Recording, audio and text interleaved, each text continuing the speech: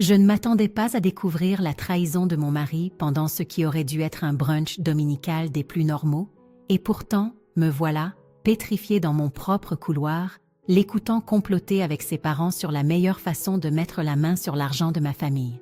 Je m'appelle Solène, et jusqu'à ce moment précis, je pensais avoir une vie plutôt bien maîtrisée. Je suis professeure de musique, mariée à Antoine, que je croyais être l'amour de ma vie, et mère de notre incroyable fille de 3 ans, Lila. Mes parents s'étaient bâtis une vie confortable à la sueur de leur front, et j'ai toujours été fière de suivre leur exemple d'indépendance. Il lui faut juste la bonne impulsion, disait Antoine dans le salon, sa voix empreinte de ce ton mielleux et confiant qu'il réservait habituellement à ses argumentaires de vente. Si on peut la convaincre d'arrêter d'enseigner, elle devra dépendre davantage du soutien de ses parents. Je me suis plaquée contre le mur, le cœur battant à tout rompre. Lila faisait sa sieste à l'étage, et je revenais tout juste de m'assurer qu'elle dormait bien quand je les ai entendus parler. « Chérie, tu es bien trop subtile. » La voix de ma belle-mère, Camille, dégoulinait d'un venin mielleux. Cette chaîne de salons de beauté que sa mère dirige vaut des millions. Solène doit comprendre que sa petite carrière de prof de musique est, bien en deçà de son potentiel. En deçà de son potentiel, ai-je articulé en silence, mes mains se crispant en poing. Ce n'est pas si simple, soupira Antoine. Solène est têtue quand il s'agit de son indépendance. Elle tient ça de son père. Eh bien, son père ne rajeunit pas, renchérit Gérard. Mon beau-père, et sa mère non plus. As-tu jeté un œil à leur planification successorale? J'ai eu la nausée. La conversation a continué, mais leurs voix sont devenues étouffées par le sang qui me montait aux oreilles. 3 ans de mariage, et je n'avais jamais entendu Antoine parler de moi comme ça. Comme si j'étais une énigme à résoudre, une ressource à exploiter. Le pire, c'est qu'ils discutèrent de l'argent de mes parents comme s'ils étaient déjà morts. Ma mère, qui travaille encore 60 heures par semaine dans ses salons parce qu'elle aime ce qu'elle fait. Mon père, qui bricole encore de nouvelles innovations technologiques dans son bureau à la maison, plus vivant que jamais à la retraite. J'ai dû faire un bruit, car la conversation dans le salon s'est brusquement arrêtée. Prenant une profonde inspiration, j'ai redressé les épaules et je suis entrée, arborant mon plus beau sourire de maîtresse, celui que j'utilise quand je surprends des élèves en train de se passer des mots en classe. « Bonjour tout le monde », dis-je, fière de la stabilité de ma voix. « Vous aviez une conversation agréable ?» Le visage d'Antoine a vacillé, un éclair de culpabilité, d'inquiétude, avant de se figer dans son sourire charmeur habituel. « Salut, ma chérie, on parlait juste de ta carrière. »« Oh !» J'ai pris ma tasse de café sur la table d'appoint, ayant besoin de quelque chose pour occuper mes mains. « Quelque chose d'intéressant ?» Camille a sauté sur l'occasion, avec ses ongles impeccables et son air faussement concerné. « Ma chérie, on discutait simplement de toutes les opportunités que tu pourrais avoir si tu n'étais pas coincée dans l'enseignement. Avec les ressources de ta famille. » Les ressources de ma famille, l'ai-je interrompu en prenant une lente gorgée de mon café maintenant froid, sont exactement ça, celles de ma famille. Le silence s'est abattu sur la pièce. Antoine s'est agité sur son siège, ce pli familier apparaissant entre ses sourcils, celui qui se manifeste quand une vente ne se déroule pas comme prévu. « Solène », commença-t-il, mais je l'ai coupé d'un regard. « Je crois que j'ai besoin de prendre l'air », dis-je en posant ma tasse avec une précision qui démentait le tremblement de mes mains. « Ça ne vous dérange pas de surveiller Lila un petit moment? J'ai juste besoin de me vider la tête. » En attrapant mes clés et en me dirigeant vers la porte, j'ai aperçu mon reflet dans le miroir du couloir. J'avais l'air exactement comme ce matin, mais tout semblait différent. La femme qui me regardait venait de découvrir que son mariage était peut-être bâti sur des fondations de mensonges. Et elle était déjà en train de planifier ce qu'elle allait faire. La semaine qui a suivi la conversation que j'avais surprise entre Antoine et ses parents, je me suis retrouvée assise à la table de la salle à manger de mes parents, regardant ma mère arranger des fleurs, comme si de rien n'était. Je ne leur avais pas encore parlé de ma découverte. Comment dire à ses parents que leur gendre les considère comme un portefeuille d'investissement sur pattes?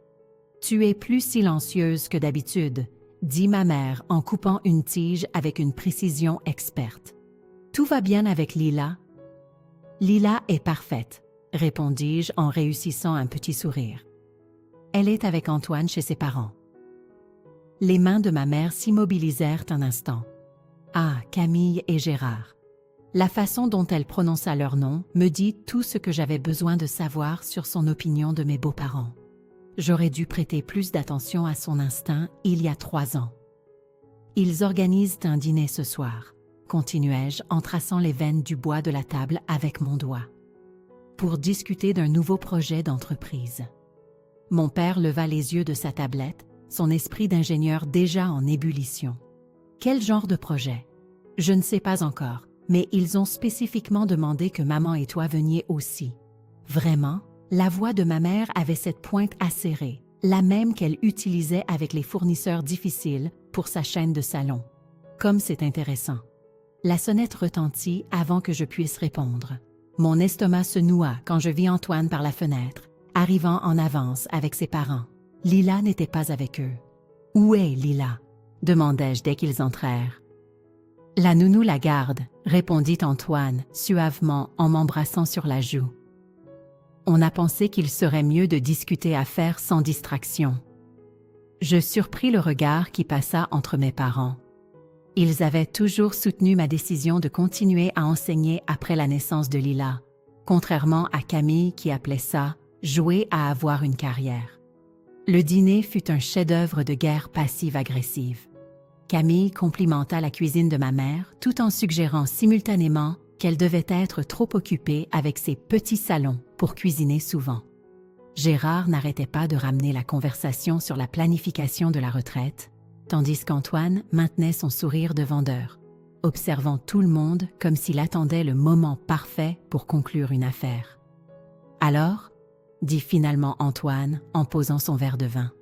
Nous voulions discuter d'une opportunité passionnante. Ça y est, pensai-je. Il y a ce projet de promotion immobilière incroyable, continua-t-il. Emplacement de premier choix, rendement garanti. Mais nous avons besoin d'investisseurs initiaux. L'expression de mon père ne changea pas, mais je vis sa main se resserrer sur sa fourchette. Et vous nous proposez ça parce que la famille devrait s'entraider, intervint Camille. Et avec vos ressources, ce serait vraiment dommage de ne pas en profiter. Nos ressources, interrompit ma mère, sont déjà allouées à l'expansion de la chaîne de salons. Nous ouvrons 3 nouveaux emplacements le mois prochain. Je vis le visage d'Antoine se décomposer légèrement avant qu'il ne se reprenne. Mais un peu de diversification serait sûrement judicieux, Martine. Votre entreprise est un succès, mais la promotion immobilière pourrait offrir de bien meilleurs rendements. De meilleurs rendements que l'entreprise que j'ai bâtie à partir de rien. La voix de ma mère aurait pu glacer l'enfer. L'entreprise qui a permis à Solène de faire ses études sans s'endetter? Ce n'est pas ce qu'Antoine voulait dire, dit rapidement Camille. Nous pensons juste, je sais exactement ce que vous pensez. L'interrompis-je, surprise moi-même par le calme de ma voix. Vous pensez que l'argent de mes parents est votre filet de sécurité. Vous pensez que l'entreprise de ma mère n'est qu'un tremplin vers quelque chose de mieux. Vous pensez que je devrais quitter mon travail et laisser mon mari gérer les finances. Un silence de mort s'installa dans la pièce. Antoine me dévisagea, son charme se fissurant pour révéler quelque chose de plus sombre. « As-tu écouté des conversations privées? Des conversations privées sur l'argent de ma famille ?» Je me levai, ma chaise raclant le sol. « Oui, j'ai tout entendu dimanche dernier. Et je vous observe depuis, attendant de voir si tu allais avouer. Au lieu de ça, tu as amené tes parents ici pour t'aider à vendre ce projet bidon. » Solène, commença Antoine, mais mon père le coupa. « Je pense qu'il est temps pour vous de partir, » dit papa doucement. Son ton calme avait plus de poids que n'importe quel cri. Alors qu'il partait, Antoine s'attarda dans l'embrasure de la porte. « On en reparlera à la maison. »« Non, » répondis-je, « on n'en reparlera pas. Parce que je reste ici ce soir, avec ma fille. Tu ne peux pas... Regarde-moi faire. » Après leur départ, je m'assis entre mes parents sur le canapé, me sentant de nouveau comme une enfant. Sauf que cette fois, le monstre n'était pas sous mon lit. Il portait mon alliance. « Je suis tellement désolée, » murmurai-je.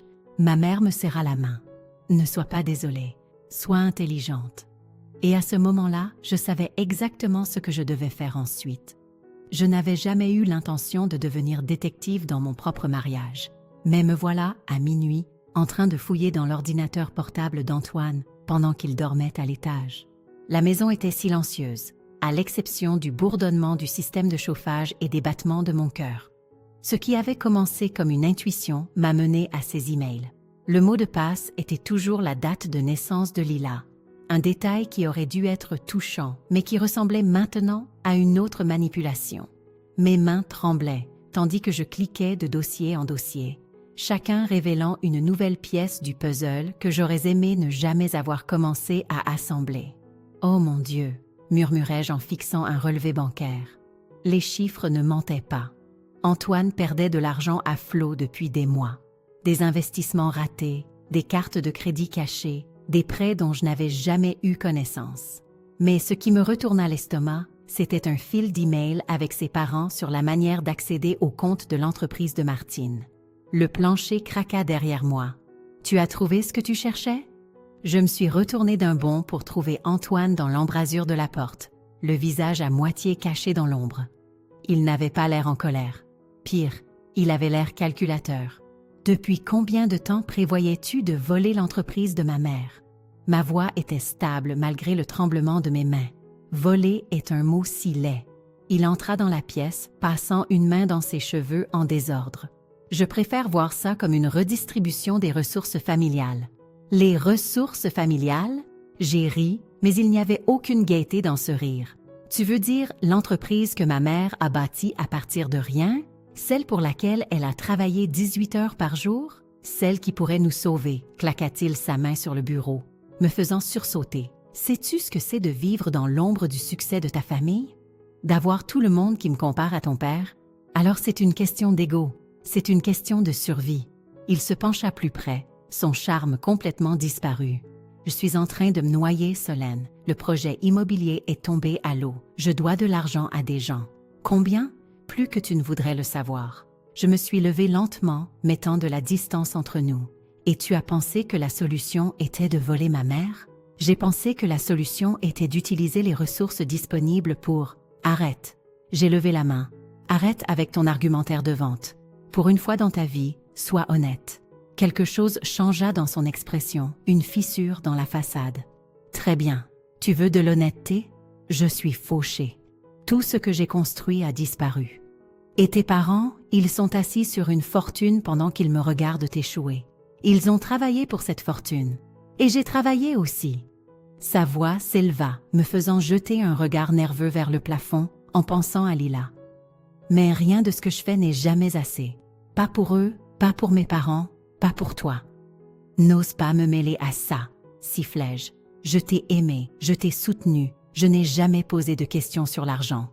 Exactement, il rit amèrement. Tu n'as jamais eu à poser de questions sur l'argent. Tu l'as toujours eu comme filet de sécurité. Ça doit être agréable. J'ai ouvert ma messagerie et j'ai commencé à me transférer des copies de tout ce que j'avais trouvé. Antoine me regardait, la mâchoire serrée. « Qu'est-ce que tu fais? Je protège ma famille. » J'ai croisé son regard. « Tu as 12 heures pour tout dire à mes parents, ou je le ferai. Et crois-moi, tu préféreras que ça vienne de toi. Tu bluffes, mets-moi au défi. » J'ai attrapé mon téléphone et je me suis dirigée vers les escaliers. Je vais chercher Lila. Il m'a attrapé le bras. Il est au milieu de la nuit. Lâche-moi. Ma voix était glaciale. Sinon, le premier appel que je passerai ne sera pas à mes parents. Ce sera à la police. Sa main est tombée. Pendant que je préparais un sac pour Lila, je pouvais l'entendre faire les 100 pas en bas, passant des appels téléphoniques à voix basse et furieuse. Je savais qu'il appelait ses parents, essayant probablement de limiter les dégâts. Qu'ils essaient. 20 minutes plus tard, j'attachais une Lila endormie dans son siège auto. Antoine se tenait sur le pas de la porte, nous regardant. « Ce n'est pas fini, dit-il. »« Tu as raison, répondis-je en démarrant la voiture. Ça ne fait que commencer. » Alors que je roulais dans les rues sombres en direction de la maison de mes parents, Lila somnolait à l'arrière. J'entrevoyais son visage dans le rétroviseur, si innocente, si inconsciente que son monde était sur le point de basculer. J'ai serré plus fort le volant, ma résolution se renforçant. Antoine avait raison sur une chose. Ce n'était pas fini. Mais il n'avait aucune idée de ce qui allait suivre. On dit qu'un malheur n'arrive jamais seul. Je ne m'attendais simplement pas à ce que les trois me frappent en moins de 24 heures. Le premier est arrivé à l'aube, quand mon avocat m'a appelé pour me dire qu'Antoine avait déjà retiré la moitié de nos économies. Légal, puisque nos 2 noms figuraient sur le compte, mais dévastateur néanmoins.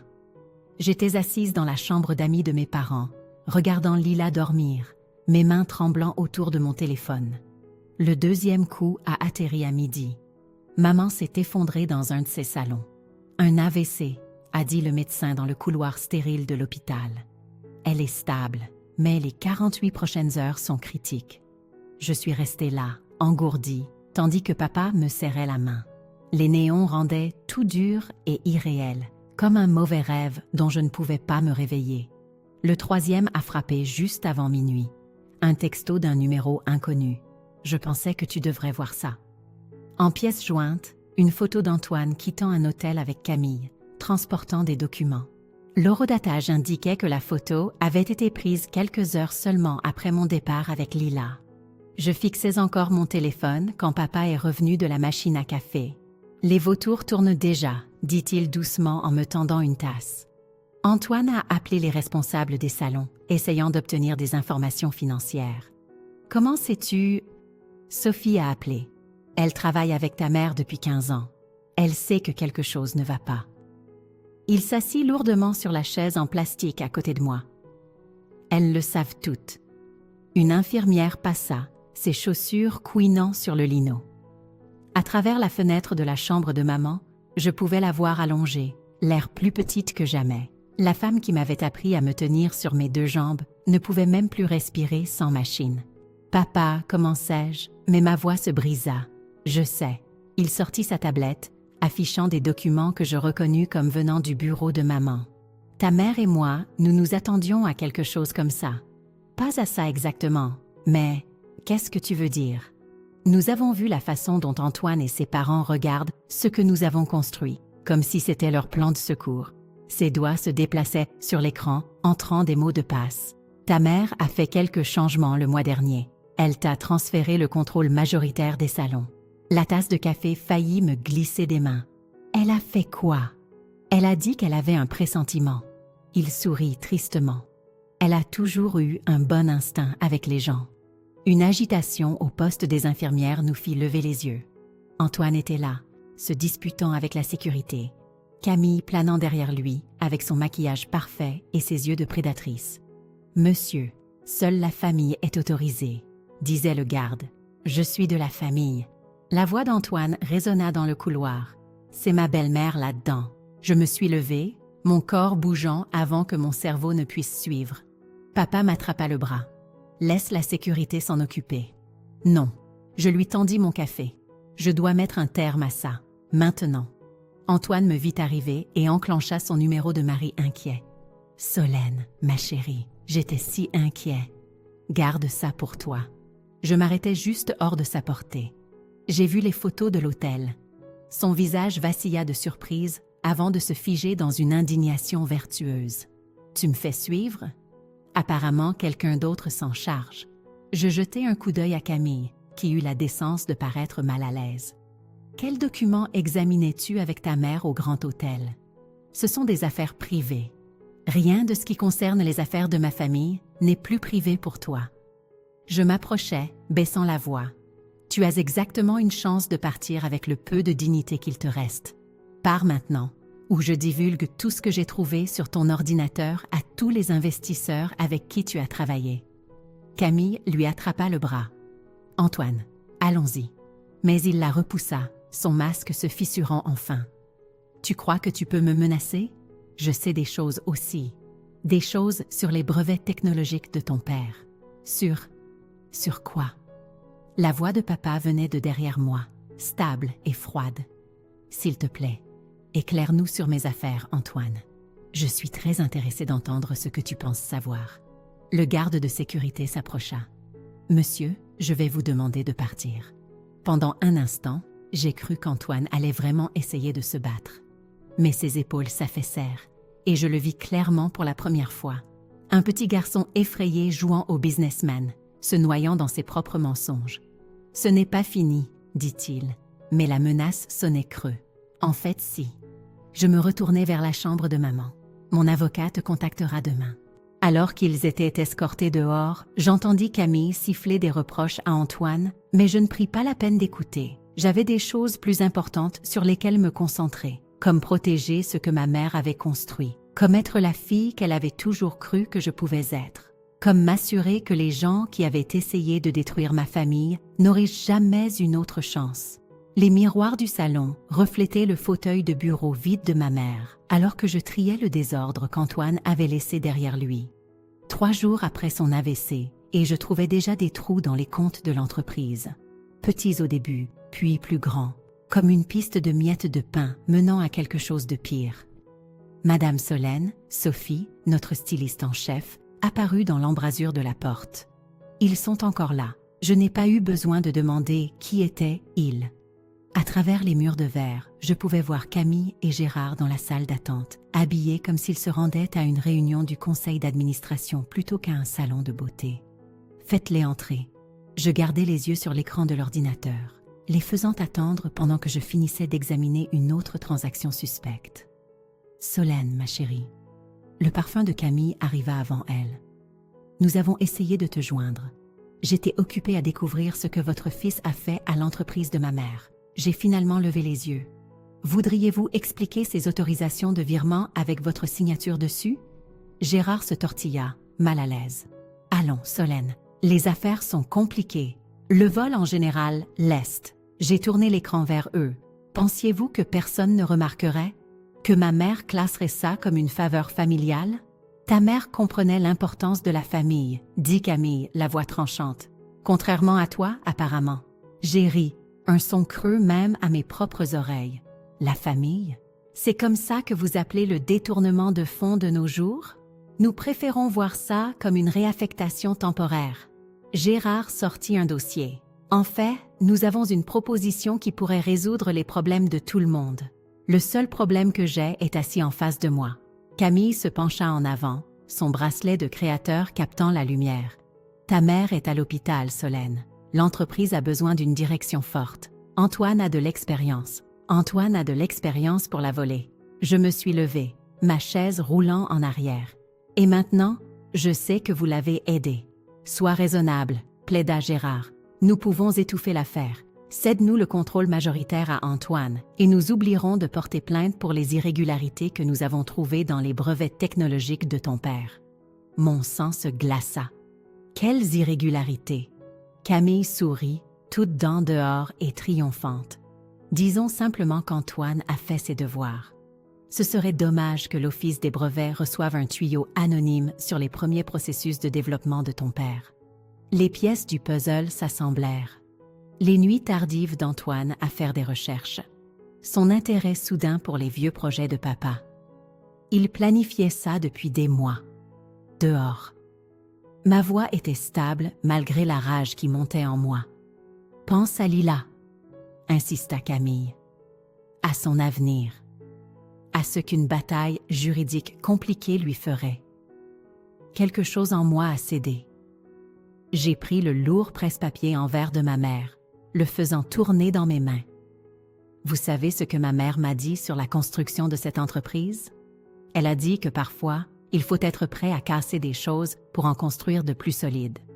J'ai abattu le presse-papier sur le coin de son bureau, fissurant la surface en verre. Ils ont tous les deux sursauté. C'était votre premier avertissement. J'ai reposé le presse-papier avec précaution. Voici le deuxième. J'ai des copies de tout. Chaque virement, chaque signature falsifiée, chaque réaffectation. Un coup de fil, et tout part à la police financière. Tu n'oserais pas, balbutia Gérard. Pense à Antoine. Je pense à Antoine. Je pense à quel point il sera bien derrière les barreaux. Je me suis dirigée vers la porte, la tenant ouverte. Vous avez 24 heures pour rendre chaque centime, ou je commence à passer des appels. Et si vous mentionnez encore ma fille, je m'assurerai que la seule façon de la voir sera à travers la vitre d'un parloir de prison. Après qu'il se soit enfui, Sophie est apparue avec une tasse de thé. « Votre mère serait fière », dit-elle doucement. J'ai regardé le bureau fissuré, pensant à maman allongée dans ce lit d'hôpital, à papa penché sur ses vieux brevets, à Lila demandant pourquoi elle ne pouvait pas rentrer à la maison. « Non », répondis-je en prenant mon téléphone. Pas encore. Mais elle le sera. J'ai composé le numéro de mon avocat, regardant Camille et Gérard se dépêcher vers leur voiture à travers les vitres du salon. Ils pensaient pouvoir utiliser ma famille contre moi. Très bien. Il était temps de leur montrer exactement quel genre de femme ma mère avait élevée. Temps de leur faire regretter d'avoir un jour entendu le nom de Solène. Les papiers du divorce restaient intacts sur le bureau d'Antoine pendant qu'il faisait les 100 pas dans son bureau comme un animal en cage. J'avais choisi ce moment avec soin, après les heures de travail, quand son personnel était parti, mais avant qu'il ne puisse s'échapper vers l'hôtel où il se cachait ces jours-ci. « Tu ne peux pas être sérieuse. » Il prit les papiers, puis les laissa tomber comme s'il le brûlait. « Après tout ce que nous avons construit, tu veux dire après tout ce que tu as volé. » Je suis restée debout, gardant le bureau entre nous. Les comptes du salon, les brevets de mon père, nos économies. J'essayais de nous sauver. Il claqua ses mains sur le bureau. « Tes parents nous ont freinés, contrôlant tout avec leur argent. Le seul qui essaie de tout contrôler, c'est toi. » J'ai poussé les papiers vers lui. « Signe-les. » Il a ri, un son rauque qui m'a fait tressaillir. « Sinon quoi? Tu vas le dire à papa pour qu'il me poursuive en justice? Vas-y. » Je sortirai tous les squelettes de son placard. Tous les raccourcis qu'il a pris pour construire son précieux empire technologique. Tu bluffes. Vraiment? Il a sorti son téléphone, me montrant des documents que je n'avais jamais vus. Ton père n'était pas aussi blanc-bleu que tu le penses. Tu veux savoir combien de coins il a arrondis? Combien de personnes il a écrasées? Mes mains se sont mises à trembler. Ce sont des faux. L'Office des brevets ne le pensera pas. Son sourire devint cruel. Ses investisseurs non plus. Un tuyau anonyme, et tout s'écroule. Tu le détruirais juste pour me faire du mal? Je le détruis pour protéger ce qui est à moi. Il a contourné le bureau, y compris toi. J'ai reculé, heurtant le mur. Je n'ai jamais été ta propriété. Non? Il s'est approché. Alors pourquoi m'as-tu épousée? Parce que tu m'aimais ou parce que tes parents approuvaient mon pédigree, mes relations? Arrête. Regarde la vérité en face, Solène. Tu es comme moi. Tu joues le jeu, tu utilises les gens. Je ne suis en rien comme toi. Vraiment? Il m'a attrapé le poignet alors que j'essayais de partir. Alors pourquoi es-tu ici seule? Pourquoi n'as-tu pas amené ton avocat? Parce que tu pensais pouvoir me manipuler, exactement comme ta mère te l'a appris. J'ai arraché mon bras. Ne parle pas de ma mère. Pauvre Martine, continua-t-il, sa voix moqueuse. Toutes ces années à construire son empire, et maintenant, elle ne peut même plus parler pour le défendre. Combien de temps avant que le conseil d'administration ne te mette dehors? 1 mois? 1 semaine? Quelque chose en moi a explosé. J'ai attrapé l'objet le plus proche, une récompense en cristal sur son bureau, et je l'ai projeté contre le mur. Le fracas fut satisfaisant, mais pas autant que la façon dont il a sursauté. Tu veux parler de manipulation? Ma voix tremblait de rage. Parlons de la façon dont toi et tes parents avaient planifié ça depuis le début. Comment tu m'as épousée pour l'argent de ma famille? Comment tu... La porte du bureau s'est ouverte. Camille se tenait là, l'air parfaitement calme malgré l'heure tardive. Il m'a semblé entendre des voix. Elle jeta un coup d'œil au cristal brisé. « Vous avez un désaccord? »« Dehors, » ai-je craché. J'ai bien peur de ne pas pouvoir faire ça. Elle a levé son téléphone. Pas quand j'ai des images de sécurité si intéressantes de toi en train d'agresser mon fils. Mon sang se glaça. Quoi? Toi, jetant des objets, le menaçant. Elle claqua la langue. Un comportement peu maternel. Je me demande ce qu'un juge penserait de la sécurité de Lila avec une mère aussi instable. La pièce tourna. Ils avaient aussi planifié ça. La confrontation, les images de sécurité, tout. Tu n'oserais pas utiliser ma fille contre moi. Mets-nous au défi. La voix d'Antoine était douce, dangereuse. Cède ton contrôle majoritaire sur les salons, et on oublie cet incident. Batte-toi contre nous, et tu perdras tout. L'entreprise, la réputation de ton père, et Lila. Je les ai regardés, mère et fils, si semblables dans leur cruauté calculée. Tous mes plans minutieux, mes preuves de leur vol, ne signifiaient rien s'ils pouvaient me dépeindre comme instable, dangereuse. « Je te donne 24 heures pour décider, » dit Camille, comme si elle offrait un cadeau généreux. « choisis judicieusement. Ils m'ont laissé là, entouré de cristal brisé et de rêves anéantis. Mon téléphone a vibré. Un texto de papa sur l'état de maman qui s'aggravait. Un autre de mon avocat m'avertissant de la contre-poursuite d'Antoine. Je me suis laissé glisser le long du mur, les papiers du divorce éparpillés autour de moi comme des feuilles mortes. Pour la première fois depuis le début de ce cauchemar, je n'avais aucune idée de comment me battre. Mais je savais une chose, je ne pouvais pas les laisser gagner, pas seulement pour moi, mais pour Lila, pour maman, pour tout ce que notre famille avait construit. Je devais juste trouver comment. Dès l'instant où je suis entrée dans la maison des parents d'Antoine, j'ai su que quelque chose n'allait pas. L'endroit était trop calme, trop immobile, comme un piège attendant d'être refermé. Je les ai trouvés dans le bureau, Antoine, Camille et Gérard, disposés comme un tribunal derrière le bureau en chaîne massif. Les images de sécurité du bureau d'Antoine tournaient en silence sur un ordinateur portable entre eux. « Où est Lila ?» demandai-je, ma voix stable malgré mon cœur qui s'emballait. « En sécurité », répondit Camille. « Avec la nounou. Nous avons pensé qu'il valait mieux gérer ça de manière professionnelle. » J'ai posé mon propre ordinateur portable sur le bureau. C'est drôle, je pensais la même chose. Le sourire narquois d'Antoine vacilla lorsque je l'ouvris, révélant une fenêtre de chat vidéo. Le visage de Sophie est apparu, ainsi que celui de l'avocat de mon père et, plus surprenant encore, celui de Thomas, l'ancien associé de Gérard. « Bonjour Gérard », dit Thomas, sa voix crépitante à travers les haut-parleurs. « Ça fait un bail. » Le visage de Gérard devint blême. « Qu'est-ce que c'est que ça ?»« Ça ?» dis-je en sortant une clé USB. C'est tout. Les vrais registres des comptes du salon, la documentation originale des brevets de papa et quelque chose de très intéressant de la part de Thomas sur une certaine comptabilité créative que toi et Antoine avez pratiquée dans votre ancienne entreprise. Camille se leva brusquement. Tu bluffes. Comme vous bluffiez avec ces images de sécurité? J'ai lancé mon propre enregistrement depuis mon téléphone, qui avait capturé toute la mise en scène au bureau d'Antoine. Incroyable ce que les téléphones modernes peuvent faire, n'est-ce pas? Antoine se jeta sur mon ordinateur, mais j'ai été plus rapide, reculant d'un pas. Ne te fatigue pas, tout est sauvegardé. Et s'il m'arrive quelque chose, à moi ou à Lila, tout part directement à la police financière. Tu détruis ta propre famille. La voix d'Antoine se cassa. L'avenir de ta fille. Non, Antoine, je le sauve. De toi. On peut encore arranger ça. Intervint Camille, ses mains parfaitement manucurées s'étalant dans un geste suppliant. Nous sommes une famille. Une famille? J'ai ri. Une famille ne se vole pas. Une famille n'utilise pas une enfant de 3 ans comme moyen de pression. Une famille ne... Oh, épargne-nous tes leçons de morale, cingla Antoine. Tu es comme nous, utilisant tous les avantages que tu peux obtenir. La différence, c'est que je ne fais pas ça pour l'argent. Je me suis tournée vers Thomas. Montre-leur.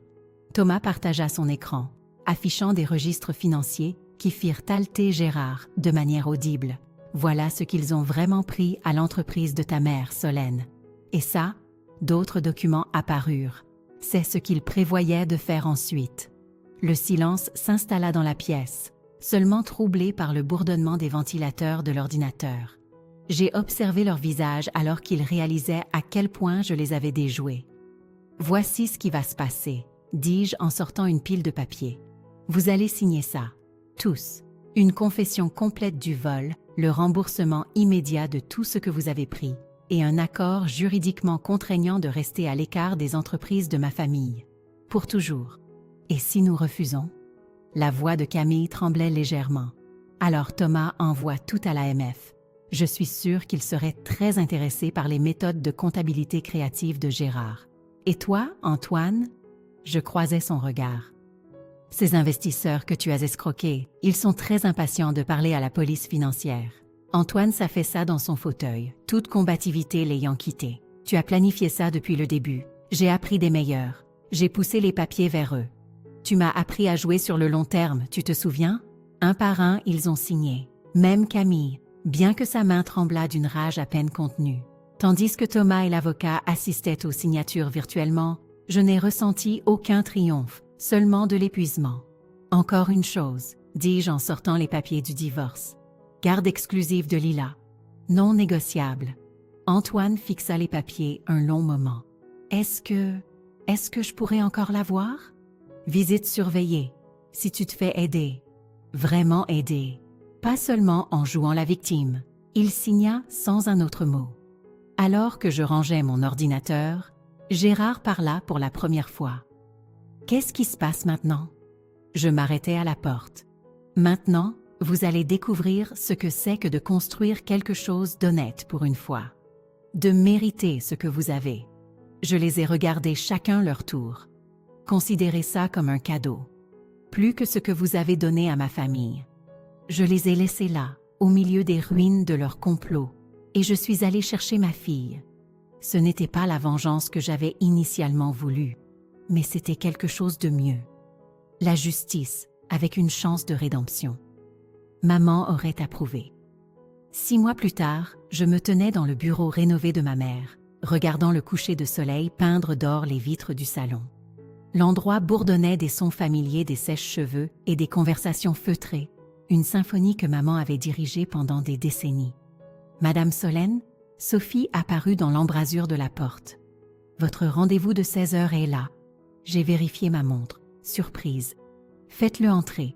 Antoine avait l'air différent. Plus mince, moins apprêté. Les costumes de créateur avaient disparu, remplacés par une simple chemise et un jean. Il portait un dossier épais et quelque chose d'autre que je ne pouvais pas bien voir. « Merci de me recevoir », dit-il, hésitant sur le seuil comme un étranger. Ce qu'il était devenu, je suppose. Lila est excitée pour le zoo demain, ai-je offert, gardant un ton neutre. Les visites surveillées se passaient bien, mieux que ce à quoi je m'attendais. Il hocha la tête, puis posa le dossier sur mon bureau. J'ai fait des recherches sur les prêts aux petites entreprises, spécifiquement pour l'expansion des salons. Il y a un programme qui pourrait aider avec les 3 nouveaux emplacements que vous prévoyez. Je le fixais. Pourquoi? Parce que je te dois plus que de l'argent. Il se décala, mal à l'aise. Je travaille avec un conseiller financier. J'aide d'autres personnes à éviter les erreurs que j'ai commises. C'est un bon travail. Un travail honnête. Et tes parents? Je ne leur ai pas parlé depuis le divorce. Ils sont en Floride maintenant, essayant de reconstruire avec ce qui leur reste. Il marqua une pause. Je ne demande pas le pardon, Solène. Juste une chance de faire quelque chose de bien, pour une fois. J'ai ouvert le dossier, parcourant les documents soigneusement organisés. La recherche était approfondie, professionnelle. Exactement ce dont l'entreprise avait besoin. Pourquoi maintenant? Parce que Lila m'a posé une question lors de notre dernière visite. Il sortit ce qu'il tenait. Une photo encadrée de maman coupant le ruban lors de l'ouverture de son premier salon. Elle voulait savoir si sa grand-mère était une super-héroïne à cause de la façon dont tu parles d'elle. Ma gorge se serra. Qu'est-ce que tu lui as dit? Je lui ai dit la vérité. Que sa grand-mère a construit quelque chose d'incroyable et que sa mère est encore plus forte de l'avoir protégée. Il posa la photo sur mon bureau.